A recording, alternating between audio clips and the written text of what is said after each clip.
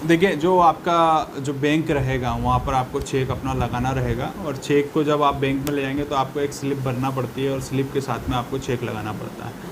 जब आप अपना चेक वहाँ पर मशीन में डाल सकते हैं या डायरेक्टली आप वहाँ पर जो काउंटर रहता है वहाँ पर दे सकते हैं। जब आप मशीन में डालेंगे तो आपको शायद 1 से 2 दिन के अंदर आपको आपका चेक मिलेगा।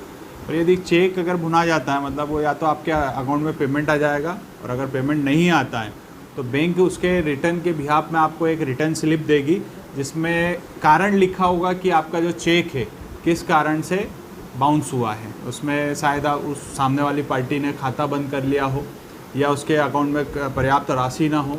ऐसे कई कारण हो सकते हैं जिसके कारण से चेक बाउंस हो जाते हैं।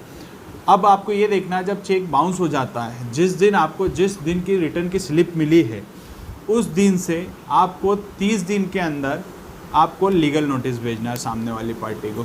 जब आप लीगल नोटिस आप भेजेंगे तो आप अपने अभिभाषक के रजिस्टर्ड लीगल नोटिस के माध्यम से ही भेजेंगे। ऐसा नहीं कि आपने खुद से भेज दिया, रजिस्टर्ड अधिवक्ता के माध्यम से आपको भेजना है, और रजिस्ट्री एडी करना है पोस्ट के माध्यम से। ऐसा नहीं कि स्पीड पोस्ट कर दिया, रजिस्टर्ड एडी करना रहेगी आपको उसमें जो आपका नोटिस रहेगा उसमें पूरा लिखना पड़ेगा कि किस बैंक में आपने चेक डाला था, और किस कारण से आपका चेक जो है बाउंस हो गया।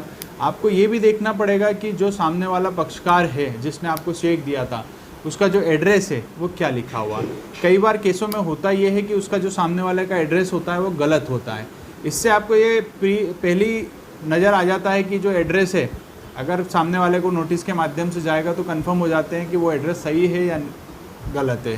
क्योंकि जब आप कोर्ट में केस फाइल कर देते हैं तो कोर्ट का यदि एड्रेस तामिल नहीं होगा तो वो प्रोसेस लंबी हो जाएगी। इसलिए यदि अगर नोटिस बाउंस वापस आ जाता है आपका, तो आप ये देखिए कि आप नए एड्रेस पे भेजिए। और यदि आपको एड्रेस पहले से आपको 2-3 एड्रेस मालूम है तो आप उन एड्रेसों पे भी इस नोटिस को भेजिए, ठीक है, जिससे आपकी तामीली हो जाए। क्योंकि तामीली होना ज़रूरी है, नहीं तो आपका जो समय होगा वो कोर्ट में ख़राब होगा।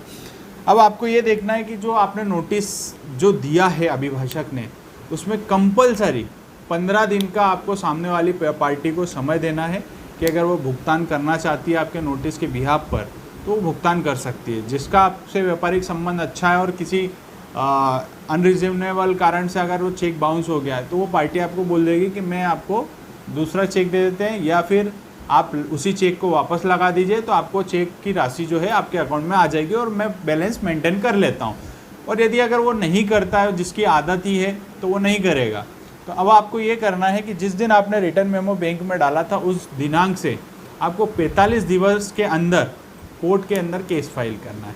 अब इसमें आपका नोटिस भी आ गया 30 दिन का, 15 दिन का समय भी आ गया, आपको 45 दिन का ध्यान रखना है। जब आपने कोर्ट में केस फाइल करा तो कोर्ट की केस फाइलिंग में आपको ये ध्यान रखना है कि कोर्ट की फाइल में आपको रिटर्न मेमो लगाना है, अपना चेक लगाना है, पोस्टल रसीद लगाना है, जो कि डिलीवरी रिपोर्ट जिसमें लिखा हो बिल्कुल कि हाँ वो डिलीवर्ड हुआ है।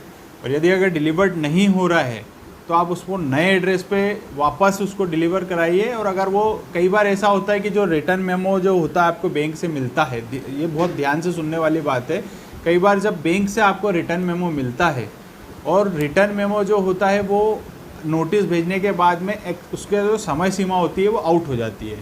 जैसे अगर आपको समय मिला है कि आपको रिटर्न मेमो से 30 दिन के अंदर नोटिस भेजना है, लेकिन जब आपने पहला नोटिस भेजा तो वो जो नोटिस होता है वो 30 दिन लगभग आपके ले चुका होता है, आपके पास 2 या 3 दिन बचे होते हैं।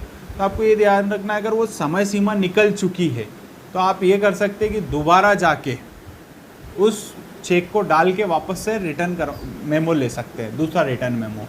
जिससे ये रहेगा कि कोर्ट के सामने भी हम रख सकते हैं पक्ष कि हमने इनको कई बार बोला भी कि आप फंड सफिशिएंट रख लीजिए, और इन्होंने नहीं रखा, जिसके कारण उन्होंने दोबारा चेक लगाया और दोबारा नोटिस दिया।